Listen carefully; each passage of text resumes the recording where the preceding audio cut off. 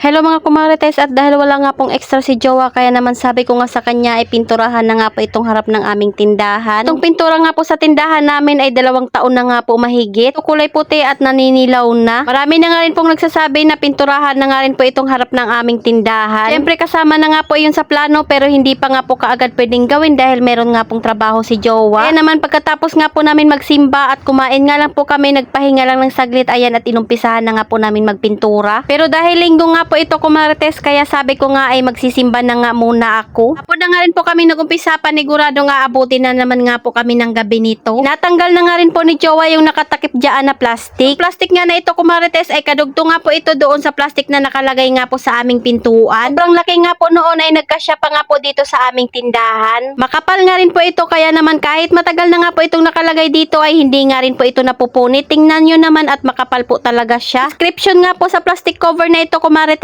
ay trapal. Kaya naman yung pinaka-quality nga rin po nito ay trapal. Natanggal ko na nga po lahat ng mga nakalagay doon sa loob para hindi nga po malagyan ng pintura. Nga pong nakalagay dito na lead light dati, kaso natalsikan nga po siya ng ulan kaya nasira na nga po ito. Hindi kasi kami agad nakapaglagay ng plastic dito dahil hindi ko nga po alam kung saan bibili. Nung naisipan na nga po namin takpan ito ng plastic para hindi nga po masyadong maraming alikabok na pumapasok, ay sira na nga rin po yung lead light. Nagka-extra nga po ay bibili ulit ako ng lead light para nga po dito sa tindahan namin. At binabrush na nga po muna namin yung mga alikabok kumarites para matanggal nga po ito bago nga namin pinturahan. Pati nga rin po sa loob ay tinanggalan ko nga rin po ng alikabok. Hindi na nga rin po ako nagbihis ng damit kumarites dahil tinatamad nga po akong magbihis. Ito ay hindi nga po niya matanggal yung plastic dyan dahil pinakain niya nga daw po iyan sa tile. Ito nga okay lang yun at hayaan niya na nga lang. Ayan, mag-uumpisa pa nga lang po kami sa pagpipintura kumarites.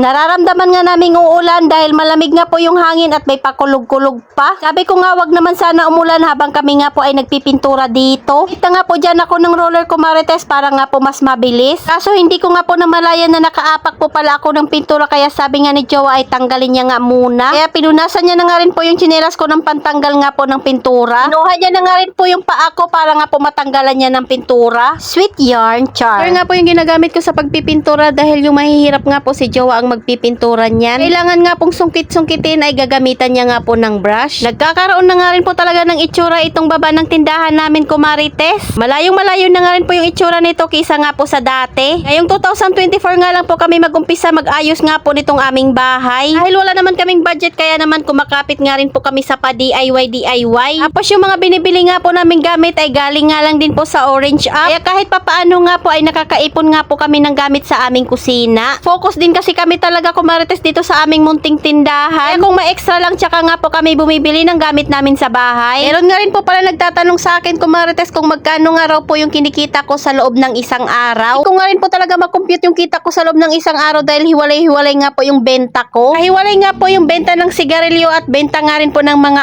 alak. Alam ko naman ang bawat tindahan nga po ay may kanya-kanyang palakad. May kanya-kanya mga diskarte kung paano nga po mapalago yung iyong munting tindahan. Kaya kung sa tingin mo kung saan ka komportable, ayun nga po yung gagawin mo. Basta ang masasabi ko lang kumarites na iwasan ang sobrang magpautang ng iyong paninda para hindi nga po malugi. Meron at meron pa rin namang bibili sa'yo kahit hindi ka ngang magpautang. Ewan ko ba kung sino pa yung madalas umutang sa'yo ay madalas ay hindi naman bumibili sa'yo.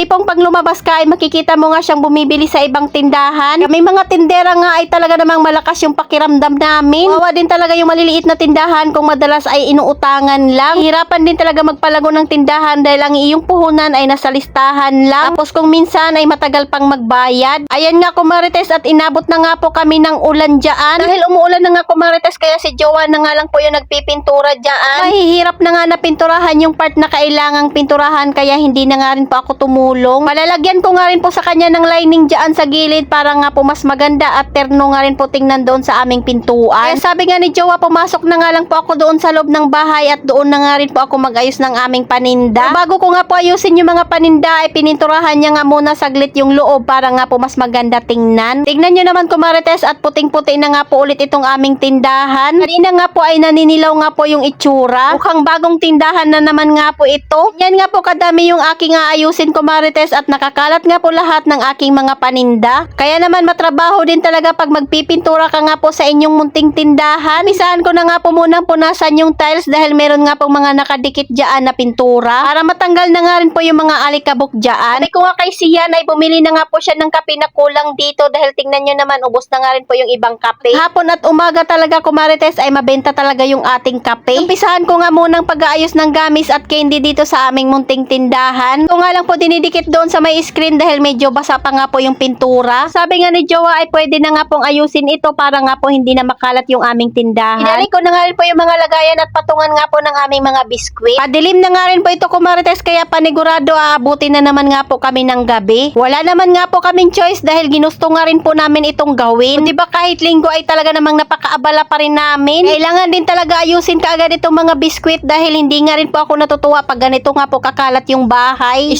tindahan. Habang nag-aayos nga po pala ako dito sa loob ng tindahan ko marites si Jowa naman nga po ay naglalining na nga po ng color black. Ano naman kinabukasan nga po pagising namin ay wala nga pong nakadikit dyan na flyers. Para naman hindi nga po masira itong pintura. Ito naman talaga yung nakakapagod pag meron nga po tayong ginagawa sa ating bahay ay talaga namang maraming kalat na kailangang ligpitin. Pero syempre pag makita nga po natin yung resulta ng ginawa natin ay masarap din naman sa pakiramdam. Kaya kahit nakakapagod nga kumarites ay okay lang. Sabi nga ni Jowa inaantok nga daw po siya sa kanyang ginagawa. Paano ba naman ang sabi niya nga kumarites ay mahirap nga daw po yung pinapagawa ko sa kanyang lining na color black. Masyado kasing plain pag kulay puti nga lang po yung pintura namin sa harap. Kaya kahit inaantok nga po siya at mahirap gawin ay ginagawa niya pa nga rin po iyon. Kahit hindi pa nga po nalalagyan ng color black lahat ay gustong gusto ko na nga rin po yung itsura niya. Pero dahil hindi ko naman nga po kayang gawin iyon kaya siya nga lang po ang gumagawa niyon kumarites. So at binabalik ko na nga rin po yung paninda namin doon sa kanilang mga lagayan. Ayan at kahit papaano nga po ay nabawasan na nga rin po yung kalat dito sa aming munting tindahan. Pagkatapos ko po pala mag-ayos ng aming munting tindahan ay gumawa na nga rin po ako ng